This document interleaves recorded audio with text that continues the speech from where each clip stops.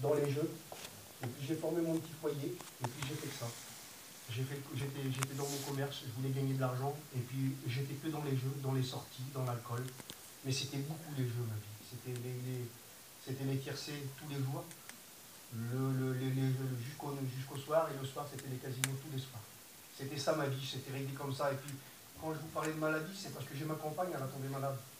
Elle a eu la mauvaise maladie de ce siècle aussi. Et puis à la place de me tourner vers le Seigneur, pourtant je lui ai demandé à Dieu. J'ai demandé au Seigneur, j'ai dit, Seigneur, si tu fais quelque chose pour elle, je ferai quelque chose pour toi. Mais je n'ai pas tenu ma promesse. Je n'ai pas tenu ma promesse. Bien des années après, le Seigneur m'a rappelé. Et à la place de me confier en Dieu, eh bien, j'allais beaucoup plus dans les jeux et dans les choses de ce monde. Beaucoup plus. Je buvais plus, je sortais plus, je jouais plus. Jusqu'à ce que je ne voyais plus, jusqu'à ce que je n'ai pas vu mes petits grandir. Jusqu'à ce que mon foyer manquait de rien, ils avaient ce qu'ils voulaient, mais on ne se voyait pas en réalité. J'étais un fantôme. J'étais un fantôme chez moi. Et puis c'est ce que le monde me donnait. Et puis je croyais trouver, moi, la joie, je croyais trouver la paix dans ces choses-là. Je croyais que c'était ça la vie, je croyais qu'il fallait être un sorteur, il fallait être quelqu'un, il fallait avoir un petit peu d'argent dans les poches. Quelqu'un qui ne sortait pas, pour moi, c'était pas mon ami, je disais que c'était inconnu, excusez-moi du mot. Quelqu'un qui avait peur de manger de l'argent, pour moi, c'était pas quelqu'un, c'était pas un homme. Et voilà, je vivais comme ça, puis je croyais que c'était ça, je croyais être intéressant. Et puis je ne voyais pas qu'à côté de ça, Seigneur, je ne voyais pas mes petits grandir. Je ne voyais pas qu'à côté de ça, elle qui a été gravement malade, je n'étais pas là pour elle, à manquer de rien, mais j'étais pas là. Et puis un jour, j'ai mis une réunion pour faire plaisir. Il y avait les frères Nono et puis Rudy, qui venaient le petit mobile d'homme à Lannion. Et puis Abraham qui est venu son oncle à ma femme. Et puis j'étais rentré le soir à 5 h du matin, un samedi. Et il est venu le dimanche, exceptionnellement, il y avait une réunion de serviteurs. Et puis il était venu, puis les frères lui avaient demandé de pouvoir faire la réunion le soir. Et quand il est venu comme ça, il est venu vers moi, j'étais en train de manger. J'avais qu'une idée, c'était toute la journée, on était en chicane, j'étais rentré depuis plusieurs jours très tard, et puis là, 5 h du matin, le samedi, et puis j'avais perdu au casino, je voulais me refaire, c'est ça pour un joueur. Peut-être qu'il y en a qui sont là, puis c'est peut-être des joueurs. Et puis le diable me disait, puis c'est ça le monde, tu vas te refaire.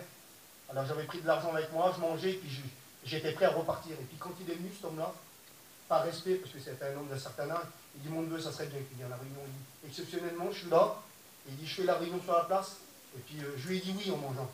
Et vous savez, l'orgueil de l'homme, je vais donner ma parole, et heureusement que j'étais un orgueilleux. Mais oui, je viendrai. Et puis quand il est parti, ce moment-là, je me suis dépêché de manger, j'allais, je m'en vais sur elle. Et puis elle me dit, elle m'a dit, tu avais donné ta parole. Elle dit, normalement, quand tu donnes ta parole, je ne sais pas, tu ne vas pas. Elle dit, il est venu, tu t'as donné ta parole. J'ai dit oui, ben, je vais y aller. Et puis quand j'ai voulu aller à cette réunion, là, il n'y avait pas de place. C'était dans un petit mobil-homme comme ça, c'était pas une salle comme ça. Et il n'y avait pas de place parce que c'était cet homme-là qui était là. Donc il y avait beaucoup de monde qui était. La place avait été en réalité pour l'écouter. Et puis Seigneur, et puis vous savez ce que j'ai fait? J'ai fermé la porte, j'ai retourné vers mon auto, et puis j'ai parlé à Dieu. J'ai levé mes yeux au ciel, j'ai dit, tu vois que c'est pas pour moi ces choses-là. Les réunions, c'est pas pour moi. Et puis dans moi, ça me disait maintenant, tu vas retourner au jeu, tu vas aller au casino, tu vas boire, et quand tu vas revenir, tu vas me faire la vie. C'est pas bon, hein, je vais mettre 10, regardez. Mais vous savez, le diable, des fois, il nous attaque, et puis il nous donne des choses dans nos cœurs à faire. Et puis c'est pas toujours à la gloire de Dieu, vous savez. Et c'est jamais à la gloire de Dieu, quand il nous parle dans nos cœurs l'ennemi, et puis qu'il veut nous faire des choses qui n'est pas bien. Et puis je suis reparti à mon auto, puis j'ai démarré mon auto, et quand j'ai démarré mon auto, elle a la sortie de la réunion. Et puis, comme elle a vu que je n'ai pas pu rentrer, elle est venue avec sa mère, et puis mon beau-frère, qui est un chrétien, il est arrivé un peu en retard. Et puis ils m'ont dit, écoute, tu étais pour venir, il dit, pourquoi tu ne viens pas, Dani? Viens avec nous, viens avec nous. Et puis ils ont insisté, quelle importance d'insister. Quelle importance des fois, Seigneur. Comme il dit là, le Seigneur, il faut les arracher du feu. Seigneur, ils ont insisté. Et j'ai éteint l'auto, et puis j'ai retourné. Et vous savez, quand j'ai été, qui c'est qui s'est levé? La femme de mon ancien maintenant, Sylvie, femme de nous. Elle s'est levée, elle m'a laissé sa place. Et comme elle m'a laissé sa place, je me suis assis dans le fond. Il y avait plusieurs personnes devant moi. Il fallait que je fais déplacer des femmes qui étaient là, des personnes. Et puis quand je me suis assis, j'ai dit, qu'est-ce que j'ai fait de venir là? Vous savez, des fois on dit qu'il faut venir avec un cœur disposé. Ben, le Saint-Esprit est capable de toucher, même si tu as un cœur qui est long comme de la pierre. Et puis j'étais pas disposé du tout. Quand je me suis assis, j'ai regretté. J'ai dit, qu'est-ce que j'ai fait? Et puis il a commencé à... Il y a eu des chants des cantiques, je n'ai pas écouté. Je vous le dis honnêtement. Et il y a eu la parole de Dieu qui a été prêchée, je ne voulais pas l'écouter non plus. Mon cœur était fermé. Mais pendant un moment, j'ai écouté. Et il a parlé qu'il était en voyage en Israël. Tout simplement. Et vous savez ce que j'ai écouté? J'ai écouté quand il a sorti de l'avion, il embrassait le parterre. Dans moi, j'ai dit, il est complètement fou.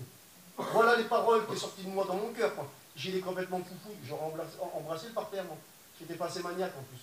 J'ai fouille d'embrasser le sol, le goudron, tout le monde marche. Mais voilà ma pensée d'homme. Et puis j'ai écouté ce qu'il a dit. Il a dit, j'ai visité quelques sites. Et il dit, j'ai été où c'est qu'ils ont mis Jésus, où c'est qu'ils ont dans le tombeau, le troisième jour, elle est ressuscitée. À l'instant même que j'ai écouté ces paroles-là, j'ai senti une présence qui est venue dans ma vie que je n'avais jamais ressentie de ma vie. Jamais de ma vie.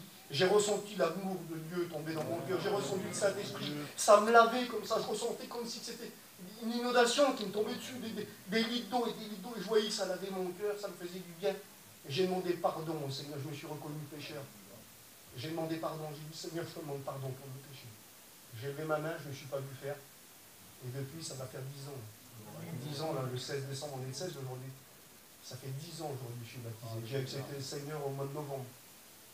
Ça fait 10 ans au mois de novembre, mais ça fait 10 ans aujourd'hui que je suis baptisé. Seigneur Jésus, c'est la plus belle chose que j'ai fait. Et le Seigneur m'a fait voir maintenant avoir un bon foyer. Et le Seigneur, il m'a fait rater, tu te rappelles, il m'avait promis. Il m'avait dit, si je faisais quelque chose pour t'accompagner. J'ai dit, Seigneur. Et là, j'ai compris que j'avais tardé dans la promesse que je lui avais faite. Mais le Seigneur, lui, m'avait recherché dans son amour. Je remercie le Seigneur pour ça. Hein, que chacun puisse faire son expérience à lui personnelle. Que Dieu bénisse.